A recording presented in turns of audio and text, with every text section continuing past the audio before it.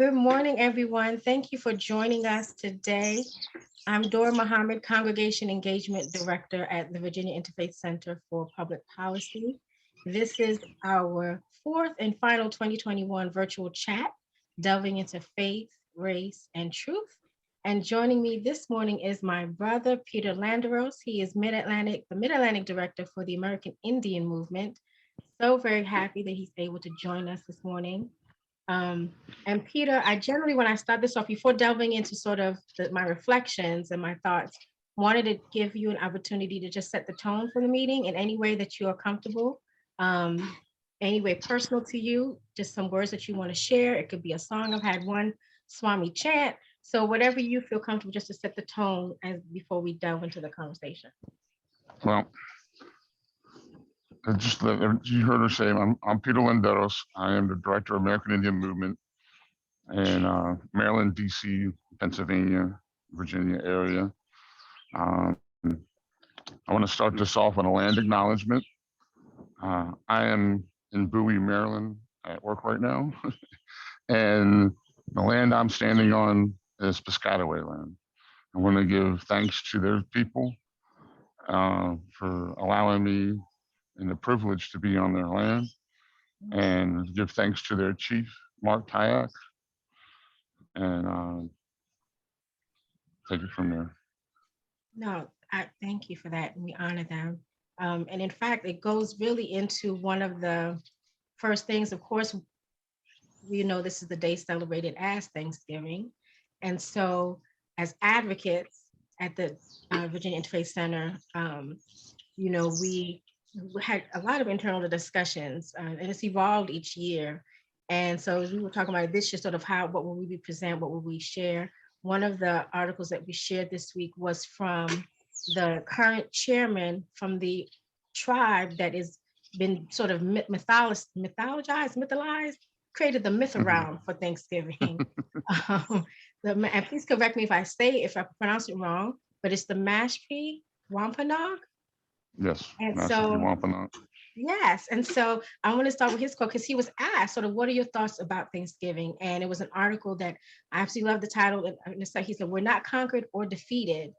But when asked sort of how should people celebrate today, he did exactly what you did. He said people should be thankful for what the Wampanoag tribe did 400 years ago with the Pilgrims. And I just want to read that quote just to send to everyone who is conflicted. Well, call it Thanksgiving today is recognized by Native tribes as the National Day of Mourning. But he said, his name is Brian Whedon. He said, people need to understand that you need to be thankful each and every day. That was how our ancestors thought and navigated the world. Because we were thankful, we were willing to share with European colonizers, and we had good intentions and a good heart. That's why 400 years later, we're still sitting here fighting for what little bit of land we still have and trying to hold the Commonwealth, so about Massachusetts, and the federal government accountable. Because 400 years later, we don't really have much to show for it or to be thankful for. So I think it's important for everyone to be thankful for our ancestors, meaning the ancestors of the Wampanoag, who helped the Pilgrims survive and played an intricate role in the birth of this nation. So I wanted to acknowledge that and wanted to ask you, what are your thoughts around sort of, and I think there's a shift in awareness as more people becoming aware who are not tribal affiliated, with the understanding of why it's recognized as a National Day of Mourning and really shifting from Thanksgiving, if you will, or really beginning to clarify and bring some history around it. What are your thoughts about Thanksgiving?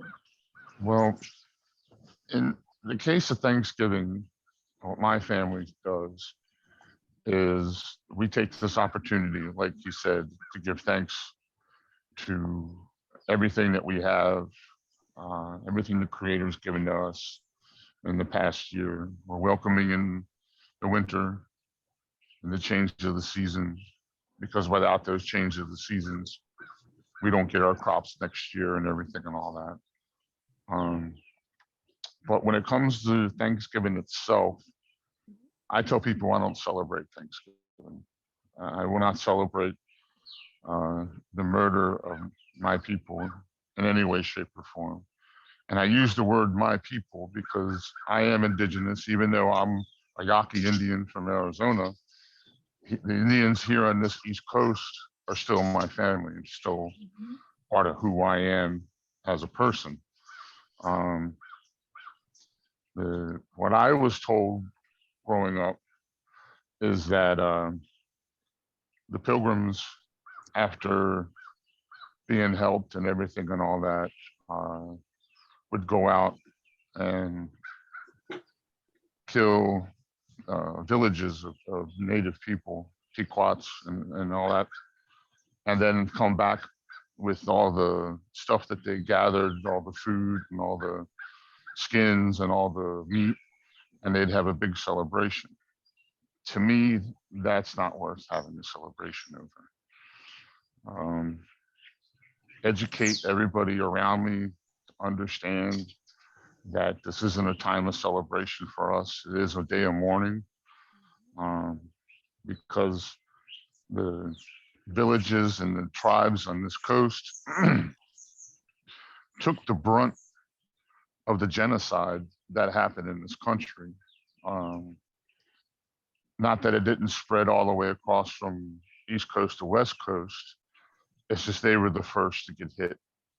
Um, some of the stories you hear of that, um, English and Polish and um, Viking fishermen have been coming here for centuries before um, the Pilgrims even landed, Mm. and they brought the first wave of germ warfare to our shores, which really thinned out a lot of tribes in the upper east coast of the United States.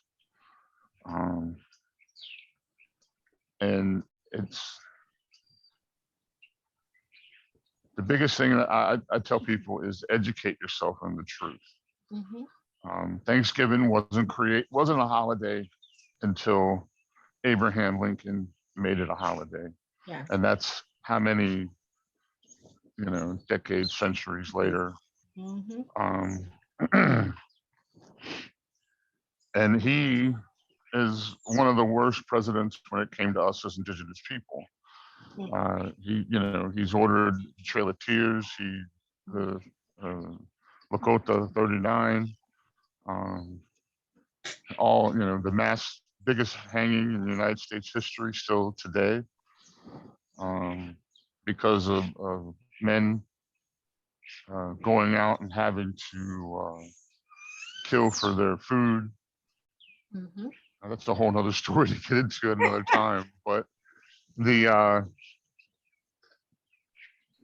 people really need to know the true history of this country and what it's built on. Mhm. Um, and even though you hear a lot of people say, "Oh, that's the past, you need to get over it."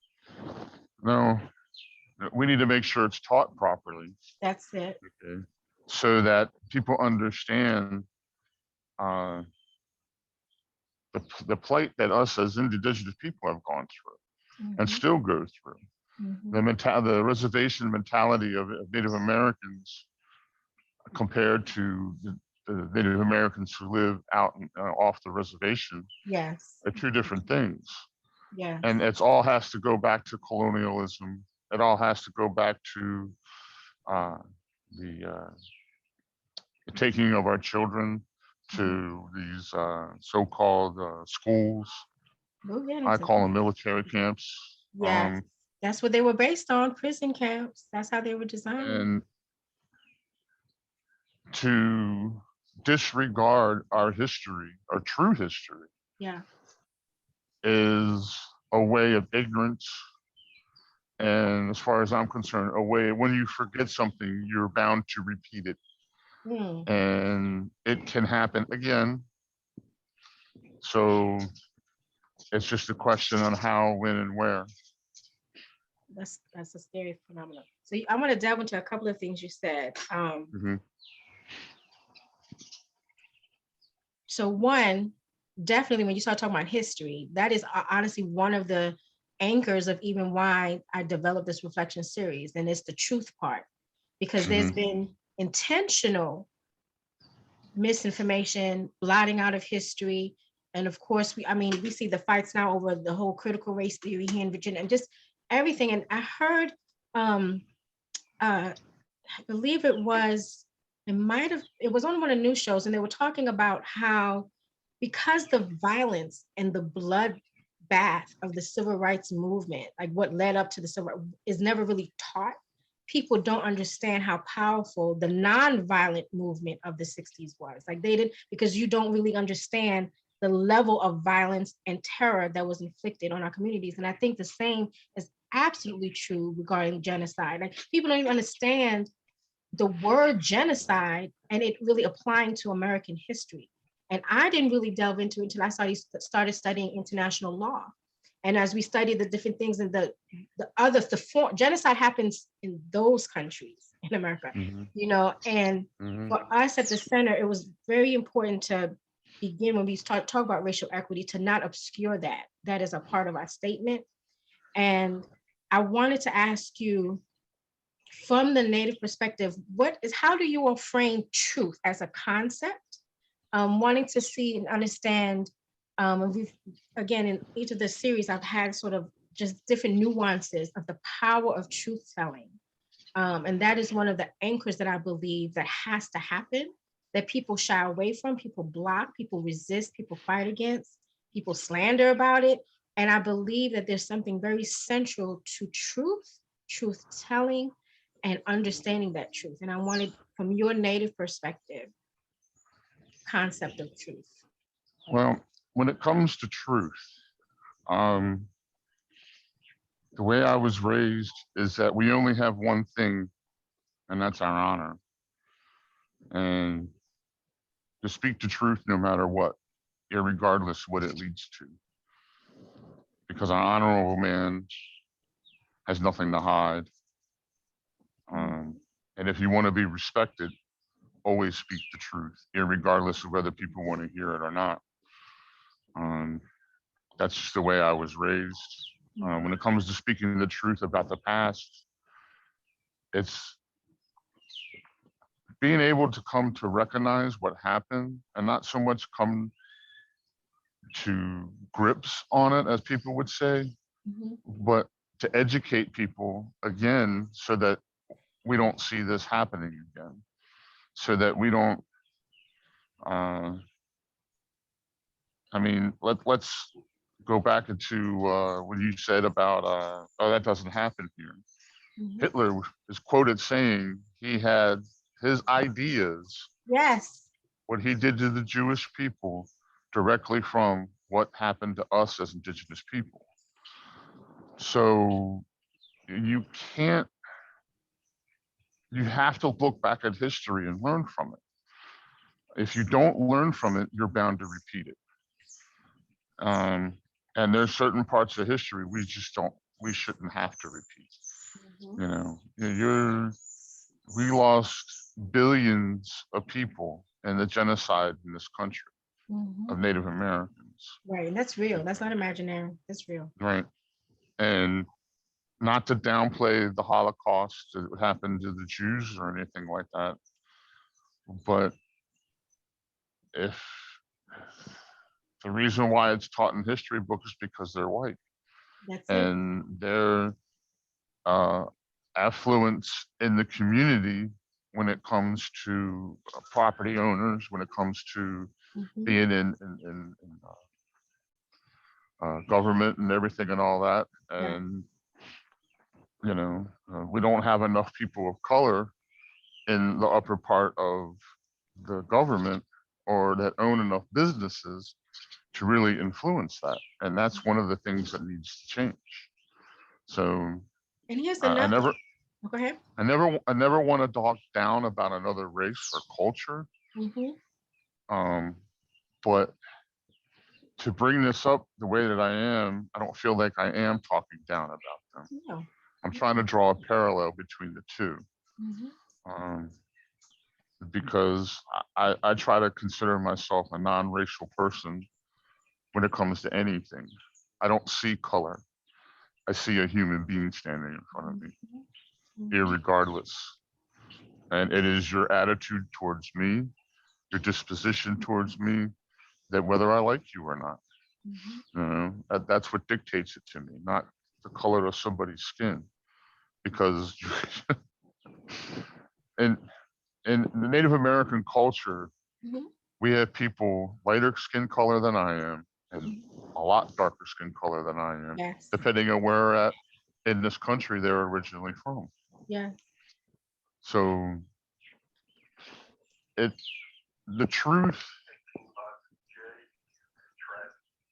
isn't anything but a tool to um, keep moving forward in life so Mhm. that we don't repeat the ugliness of the past. Mhm. There's, I guess that's there's the best one, way to put it. no, it's good. And there's one nuance to that that I want to bring to that in terms of, again, why I'm even in this conversation. Do you know what I mean? Because I also believe that not knowing the truth makes it easier for folks not to be accountable for the history. And so part of a huge piece, in fact, I began this year with a racial equity roundtable on ecclesiastic reparations. So a lot Hmm. of the history and struggle for justice in this country is dealing with the government, what the government has done and the laws and policies. That is a central part of our work at Virginia Intimate Center.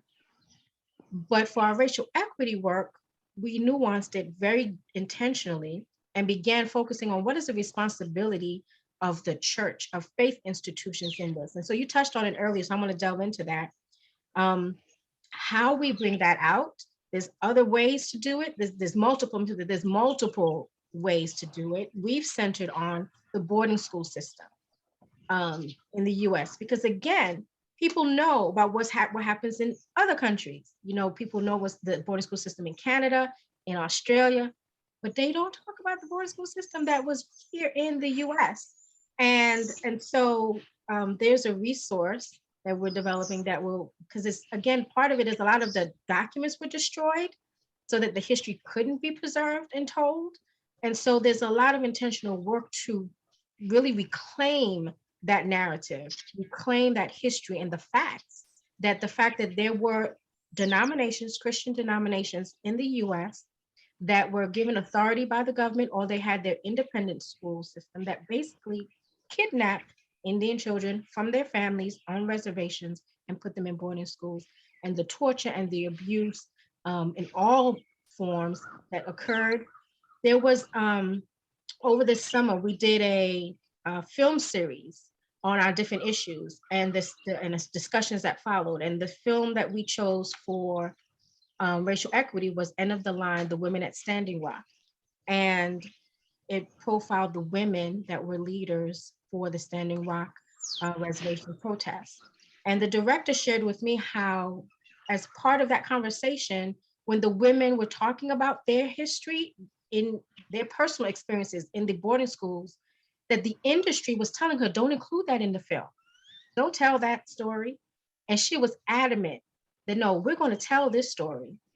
And so I wanted to ask sort of your views about that. Sort of are you or AIM personally, individually, or is AIM working on anything related to the boarding school history? And what are your thoughts about that? And really holding sort of the denominations accountable for what they did to generations of Indian children. When it comes to the American Indian movement, this is a subject we've been fighting since the conception of the movement, um, because it is a direct effect of what it has on our people. You have um, great grandparents, great grandparents, and grandparents who were directly involved in this. You even have parents who are directly involved in this. And we say it is one of the, besides alcohol, besides one of the alcohol direct introduced to us, one of the most damning things that's ever happened to us. Mm. Because when, like you said, you're kidnapped from your parents, forcefully removed from your household, taken thousands of miles away from a place that you know, or hundreds of miles away from a place that you know, and then your hair's cut, you're beaten, you're Trauma. sodomized, you're raped, Trauma. um, you you're starved. Mhm. Anything and everything is done to you to break you as a person. Yes. And when they get released to go back into the reservation or back on, to become what they consider a normal person, these people are damaged. Mhm. They don't know who they are. They Then they turn to alcohol, they turn to drugs, they're angry Mm. all the time because they've been told since the day they were kidnapped they're worthless and will never become anything. Mm. Um, and it is a direct result of the, the the alcoholism and the drug abuse and the domestic violence that happens in Indian communities and on reservations. Because if you're taken as a young boy and beaten every day or Mhm. starved or whatever and told you're stupid, Mhm. and then when you graduate from this place, you leave and you have a third grade education, Mm. what difference does it make? You're going to Mhm. go home to your reservation and you can't do anything. Right. There's one of the elders, female elders, tells her story where she was an honor roll student. She Mm. never saw a whole lot of the physical abuse that really happened, except the first couple years that she was there. And then because always, she never spoke a word of her language. She always kept her hair short. She was always up in time. She always did everything that was expected to her and more. Mm. When she graduated high school and was told that she could go to college, okay, I want to go to college. When she tried to take the test to get into college, she had a second grade reading level, Wow. second grade math skills, and was told you could be nothing more than a housemaid Wow. or, we'll teach you a trade and that's it, Mhm. you know? And there's another story of where the students would serve these people who ran the school's food, Mhm.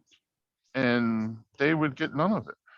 These Mm. people were eating like a five-star restaurant where these kids were eating broth and bread every day for breakfast, lunch, and dinner, you know. And here you got to watch these people who run the school eat these steaks, turkeys, chicken, and Mm. all this stuff. Mm. That'll work on you as a person. Yeah. That'll make you feel less than human, Yeah. as they describe us in the Constitution of the United States. Okay. Yeah. And it's framed, and I think when people, again, how the narrative is told is as though this was positive, that we're providing education, and that is Mm-hmm. it was not the case. That happened at all. We'll be definitely delving more into that next year in 2022 as an organization for Mm-hmm. those who want to get some more details now. So I've been really engaging with the National Native American Boarding School Healing Coalition. Mm-hmm. And then there's also, I think it was about 2 weeks ago, maybe, there's actually been a bill in Congress to set up a Truth and Healing Commission dealing with the boarding school legacy. And so I didn't know that one. yes. And so it's very, very powerful. And I think what happened 2 weeks ago was that they got bipartisan support for it. So it was put in initially by Mm-hmm. Democrats, and then they have now a Republican patron of it. And so it's a lot of national movement around that. And so um, I wanted to, you delved into something. So I want to talk about, well, two things really. So the impact on the individual, when you take that as the collective, then people then can get a better idea of how this was systemically part of the quote unquote assimilation. Again, framed as something to be positive, but truly it was genocide because it was about stripping Native identity and culture. Part of that was also kill true, the kill the kill individual. the Indian, save the man. And part of that, again, as being in communications too, you kind of know sort of the PR of something, but then behind the scenes, what it's really about. Part of the assimilation was also about stripping land and land rights and sovereignty of tribes. So I want to delve into that because that is a major, major thing. So it's not just there's a movement to reclaim narrative, there's a whole entire movement to reclaim land. And talk to Yeah. me about that. Everything the federal government has done to us as Native American people is to take away our treaty rights from this what we're talking about with the taking our kids away from us, because the less people we have on our reservations, the less land they had to give us. Now they're influencing the Hmm. next generation who are going to be leaders in the tribe, so they can go to them and say, we're taking this away from you. And what are they going to do? They're going to argue with the federal government because they've been told they were stupid the entire time, Hmm. you know. And also during the time, you have them just taking our land and giving it away to settlers, Mhm. to who, if they could put up the poles around how much land ever they want and it's theirs. Well, all that was Indian land.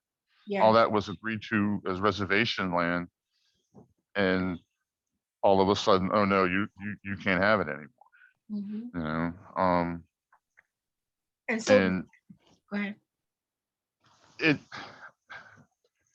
to attack our youth Mm. when they did, is to really limit who's going to be in power later on. This is the main reason why when they used to do raids against us, they would make sure that all the warriors are away from the camp, Mm. and they would kill the women and Women. children and elders, so that when the time came for us to sit down again to have treaty talks, the elders who originally signed those treaties aren't there anymore. Mm.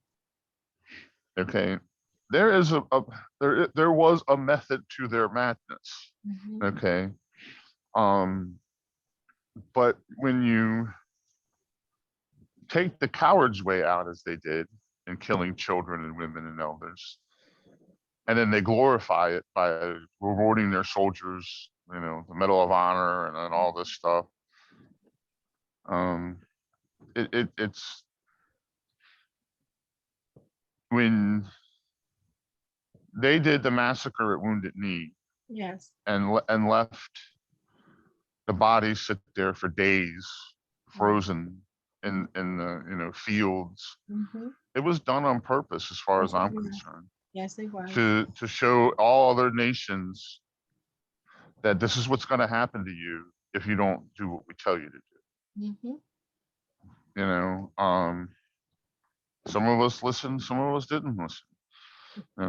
Luckily for me, the land that I live on, or my that I'm from, is Mhm. still our original land. I don't live in Arizona Yes. anymore, but the it they knew what they were doing to us, to be able to take our land away, to be Very able to take systematic. our elders away who ran the tribe, to kill the women who also ran the tribe.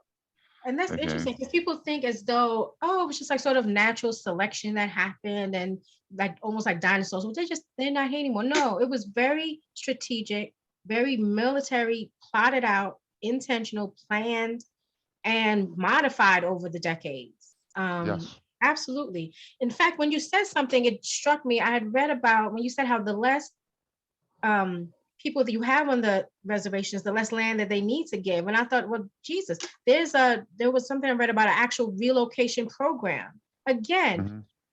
put out as those positive. You want to assimilate more of the native families into the cities, into urban areas. So they paid and moved people from reservations to get them to live in urban cities, but it was a land grab, is really what it was. Exactly. So here's You're another. Go ahead. no, you're right. They didn't bribe us. They just said, this is you can't live here anymore. This is where you're living Wow. So now. he well, They didn't offer us money. Mm, We were told, get off the land. This is where you live. wow. You know, it wasn't, oh, you can get better educated for this. You could that. You could this. No, no, no. So You know, here's the linkage to that, because and I think one of the things that people need to understand, and I definitely want to elevate, is that so much was forced. There was no agency, no choice given. So thank you for educating me on that, because I didn't realize there was no choice involved in the relocation program. well, But the choice was you could stay where you're at and starve because the BIA will no longer issue yes, you. No, then the tribal, not council, the BIA, the person who was supposed to be giving yes, out all the food and all yes, the stuff on the reservations just wouldn't. You'd say, "Oh, you were supposed to leave weeks ago. You're not got it. allowed So, anything so anymore." what's a part of, okay, so it is connected then. So what one of the things I did read was about the termination policy, which basically nullified tribal sovereignty. And again, I promise you all, this is a recurring theme when it deals with how white supremacy was systemically put in place. When people understand when we talk about uprooting or dismantling it, it was a system. It said, we want to make all Native Americans citizens. Y'all Americans, we're gonna make you citizens. And in doing that, we're going to dissolve tribes. And it was just outright. And so, but again, behind this, it's like, okay, this is good. Y'all get citizens' rights. And no, because what it did was dissolve the trust and protection, the actual pacts and agreements that were put in place. So when tribal sovereignty was just outright dissolved, it eliminated federal funding for healthcare that was provided on reservations, education that was provided on reservations, utilities that was provided on reservations through the Indian trust agreements. So that's what you're talking about. So it's all linked to that, because it was basically saying you all are no longer recognized as a tribe. You no longer have sovereignty over your land. And that makes sense now, where it's like now you're forced to go to the Well, cities. that's the reason why the federal government put a blood quantity on us. Tell me about that. Okay, is to breed out native blood Mm, because you have to have a so much percentage to be considered Native American. mm, Okay, and even then, depending on the percentage you have, is what you're allowed it by the federal government. So, and what they did with that is, especially with a lot of tribes on the East Coast, okay. oh, you guys don't have enough blood in your system anymore to be called Indian, so we're taking your land, we're taking away your sovereignty, we're taking away your everything that we've given you in the past. It no longer matters because you're not Indian anymore. And that's There something was we the use today, right? yeah, yeah. That Okay. was just a couple during the Trump administration. Okay, that's He what I said thought. Yes. Okay. he said that a tribe up in Massachusetts, oh, they're just black. They're not Indian anymore. Wow. Or they're too much white blood in your system to be considered an Indian. And that's why I call it a pedigree system, Like it. because there's only animals that are subscribed to having to show the blood quantity of what they are. And Mm, again, this goes directly back to the mm-hmm. original writing of the Constitution, where we are less than human. Yes. We are the only race Yes. walking the face of the earth Yes. that has to prove our blood quantity of what we are. Mm. So what so this really this circles on a couple of things. That's something we talked about and something I want to get to.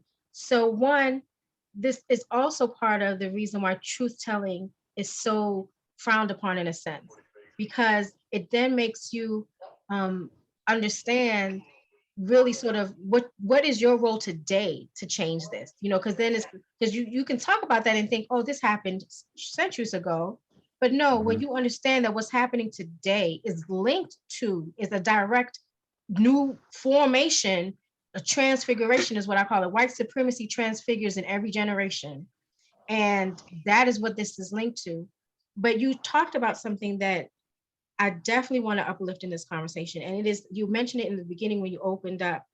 And you were saying how even though you were talking about your tribal affiliation and about being connected in family, and I wanted to say, and I wanted us to talk about this for a minute in terms of, like you're saying, there's no other, in terms of people of color generally, when we're talking about, I think people like to frame the conversation about racism, but they're very uncomfortable talking about white supremacy.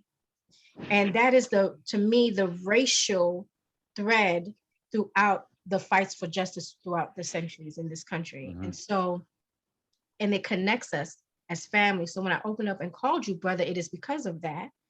And I think that we sometimes have, there's so many forces to keep division going along racial lines. But again, this is not to say, I mean, none of us are my people are descendants of people who came here willingly. So, Mhm. and the idea that even from the Wampanoag tribe, when I read about them, they lived here for 12,000 years, and they're undergoing what you just said, being told that they're not Indian, and so therefore they Mhm. don't have land rights. They can't claim land rights. But I wanted to have you talk about sort of in the fight for justice, sort of the concept of family and sort of the connectivity of the struggles beyond race or because of When, race. Mhm. yeah. Well, family is important because that's where we as a people draw our strength from. Mhm. Um, and um, blood does make you family, but loyalty also makes you family too. Mhm.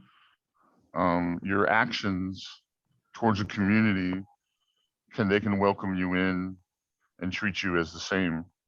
Um, and even though the tribe I come from is out west, Mhm. um, we are still all part of the human family. That's it. That's it. Mhm.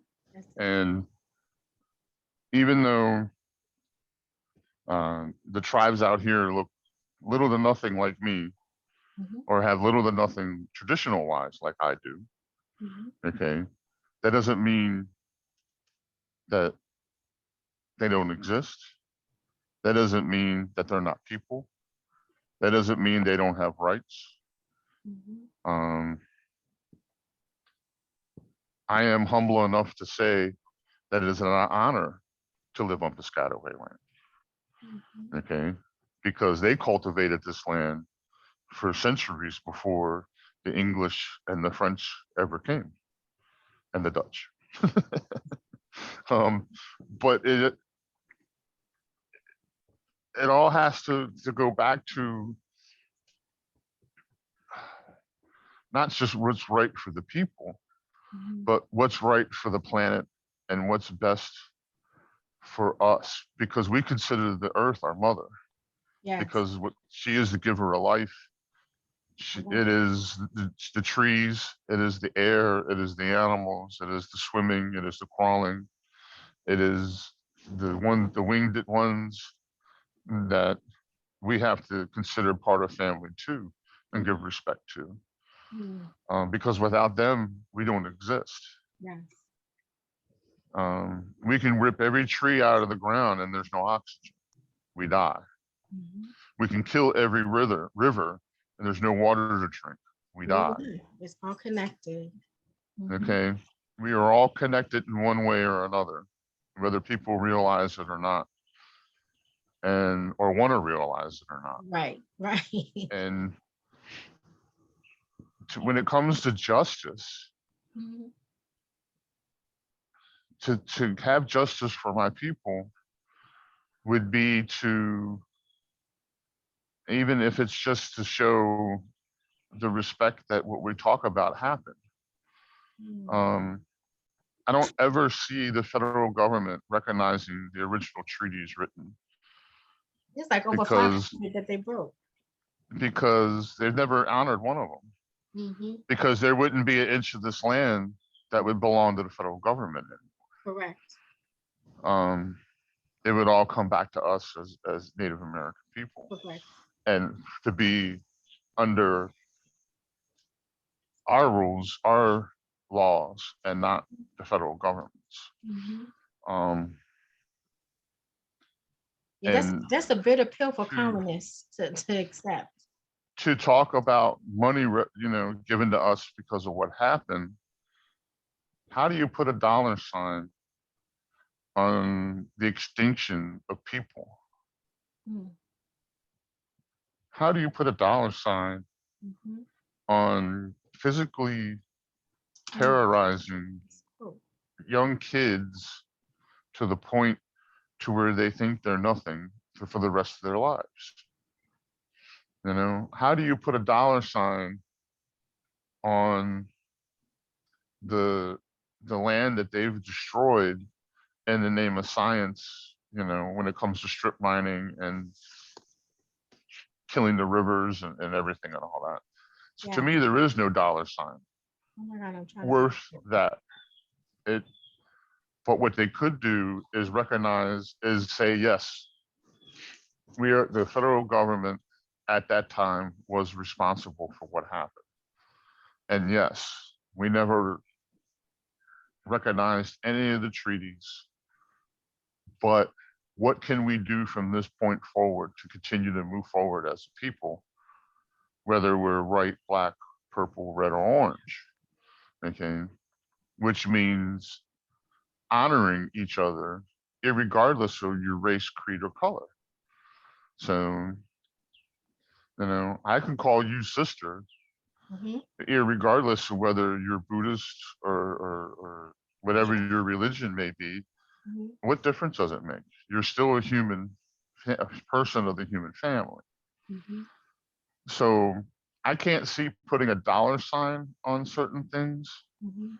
in the aspect of more of trying to bring about the healing of the nation so that we no longer have greed dictate what happens, Mm. so that we no longer have um, egos get in the way of what's supposed to be going on.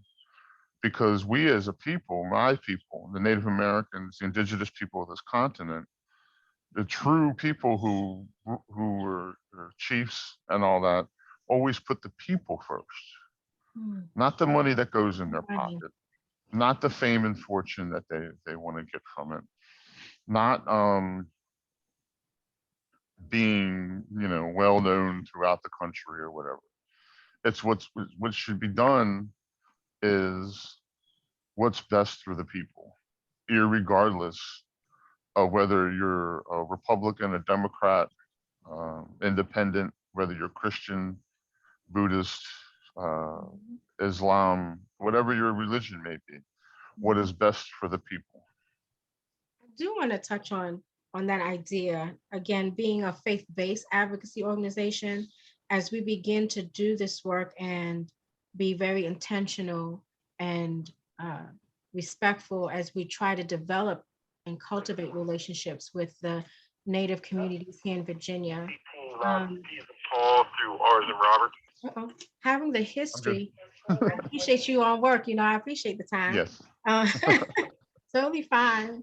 Um, the baggage of the history of the atrocities that were committed, crimes against humanity, since we're talking about the human family here, very similar to what happened to descendants of the first Africans who were brought here. And Hmm. so again, that linkage, but having to work in faith-based spaces. um, Wanted to just delve into a little bit about that and sort of the how to navigate, if you will. Because again, just like the Black community, any community of color, it's not a monolith. And so you do have some reservations that still have churches there on the reservations.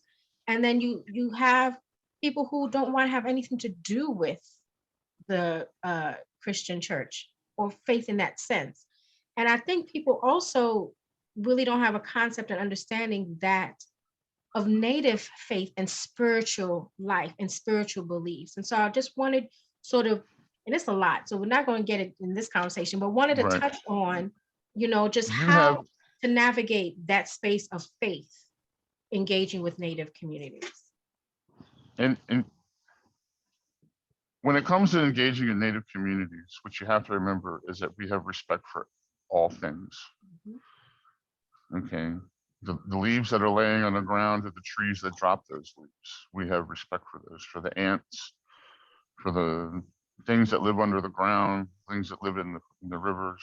We have respect for all living things. Okay. And in saying that, that every tribe is a little different in the way their religion is set up, if you want to use that word. I just say faith. Yeah. There are tribes out there. You have the Lumbee Nation, which are all Christians, which is their choice. Me personally, I cannot be involved in organized religion in any way, shape, or form because it is the basis of the genocide of the people of this country. But that's just me as a person. I live with myself as a traditional person. The teachings are handed down from my grandparents to my parents to me. When it comes to respect and honor of all things. I get up in the morning, I pray as the sun comes up, and I say my prayers as the sun goes down. And if it's a rough day, I say my prayers during the day. And I guess the biggest thing is what we look upon as gifts from the Creator to be able to push yourself through a day. I work at a university here in the state of Maryland as security personnel, and we have black squirrels and gray squirrels. We have blue jays. We have hawks. We have everything here that you could see during the daytime. And even though I'm talking about things people see every day, I look upon those as gifts from the Creator. Okay. And to see those when you're having a rough day, two squirrels playing brings a smile to my face because that is a gift from the Creator to tell me to buck up, keep your head high, irregardless, no matter what's going on. Walk with pride because of who you are and what you are. Yes. And when it comes to dealing with Native American religion, that's a hard question to answer because it differs from tribe to tribe. But what I would say is come in with an open heart and remember respect is everything. And that's the way I feel when it comes to approaching anybody when it comes to religion. Because the way I think about it is this: if that's what gets you through your life from day to day, then so be it. But don't preach to me that I'm wrong because of what gets me through my day to day.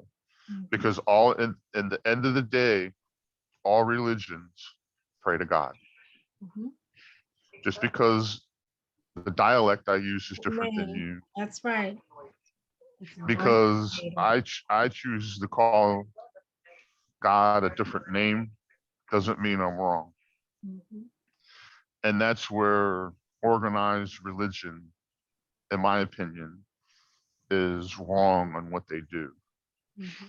You cannot shove something down somebody's throat and expect them to like it.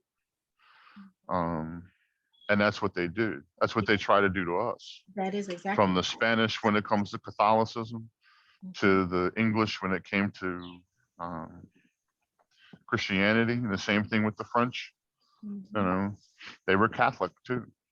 So, but there's horror stories that can be told about all of those things that have been done to us as indigenous people when it comes to those three countries. From Spain to France to England, even the Dutch people who came over here, and the Scottish and everything. But what one needs to remember is we are all part of the human family, irregardless of what religion you choose.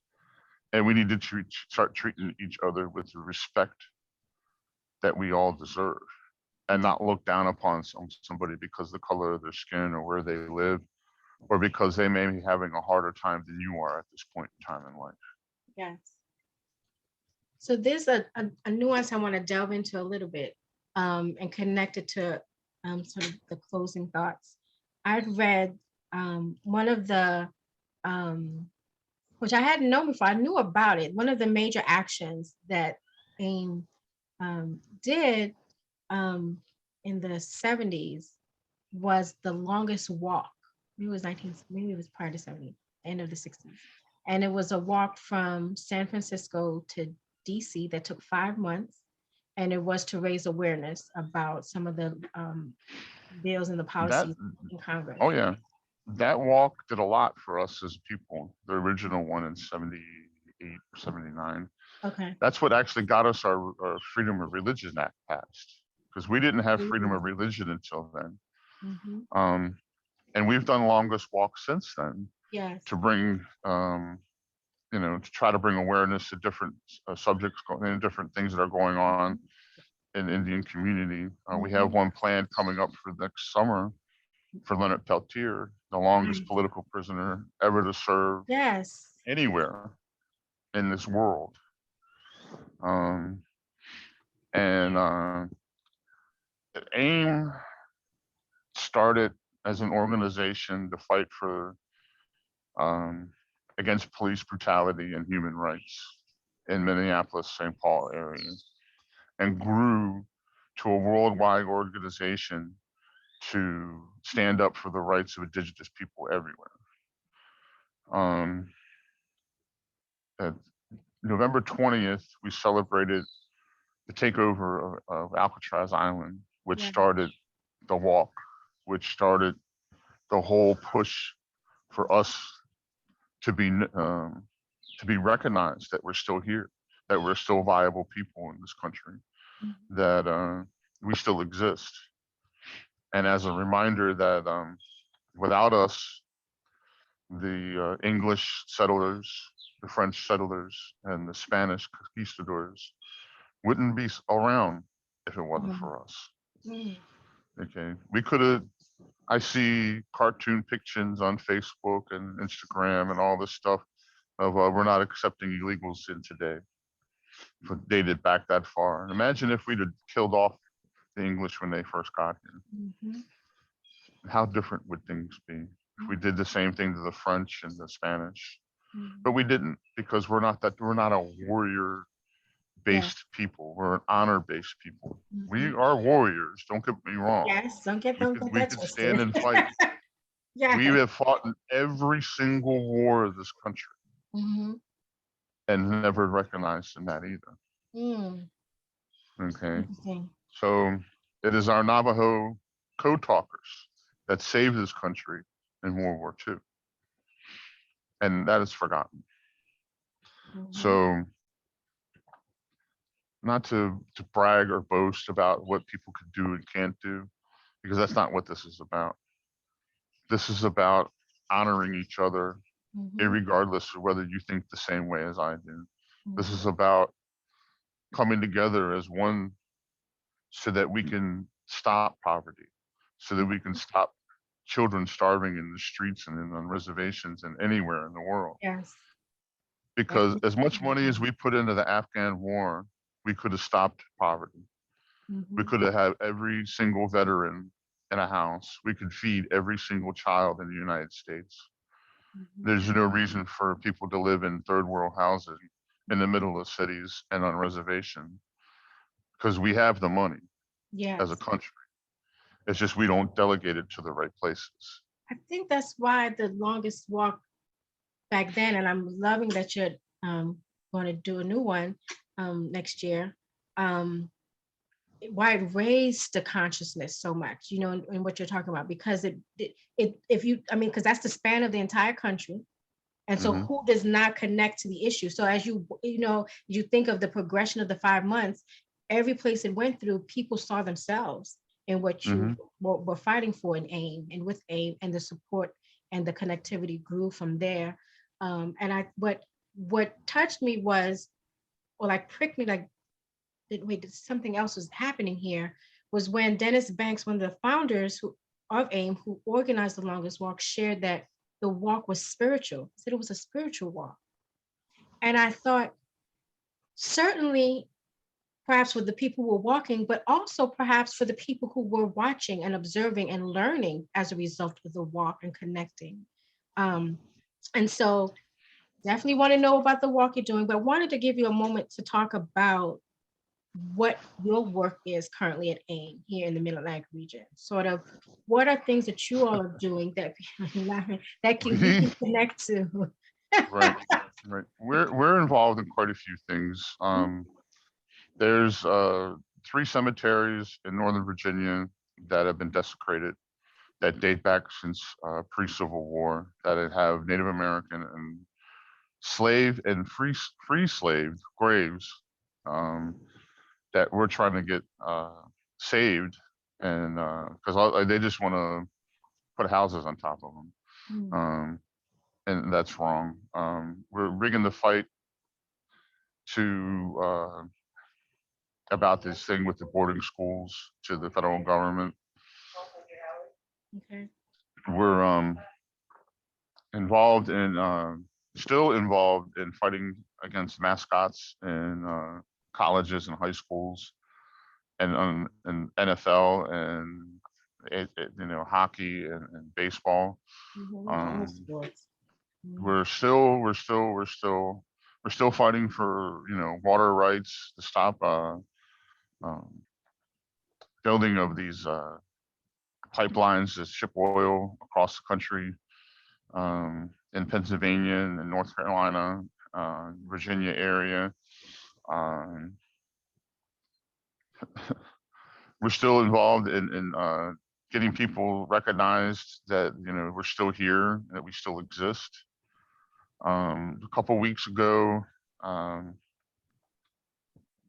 a lady, an elderly lady, white lady, asked me. She says, "What nationality are you?"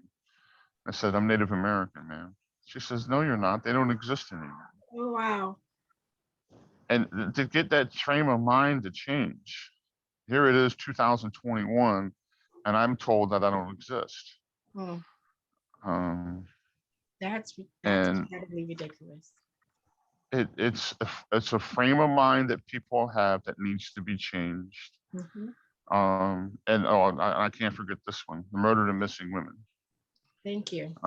Yes. That is always on the forefront of what we do and how we represent ourselves and what we do as a community.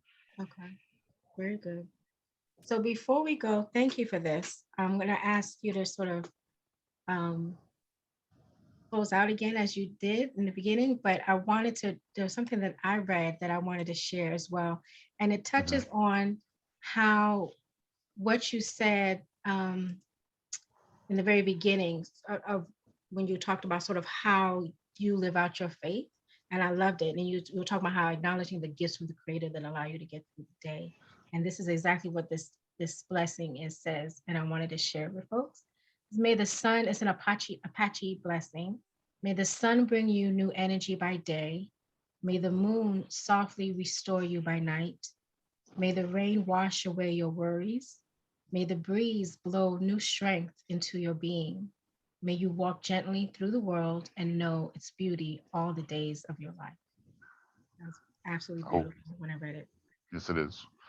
And so thank you for joining us. Again, you'll have the last word. I appreciate your time and definitely look forward to working with you on most of these issues to integrate with at the center or just personally. Right. Because some of them we can't, but um, In last word in today. closing, I want to say thank you to the creator for allowing me this day, and thank you for having me on your program. And to tell your audience to remember, every day you wake up is a blessing. Every day that you are allowed to take a step can be a prayer. Every day that you are viable in the community, you're supposed to be here. You're supposed to be doing something.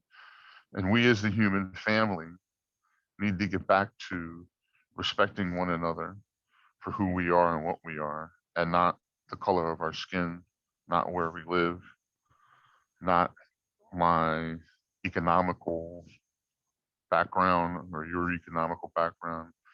or how much money I make or you make. All that's nothing when you don't know the person and who they are and what they are. And allow yourself to learn, because the day you think you know everything, you're going to learn something else. And the Creator teaches me every day, irregardless of whether I think I know it or not.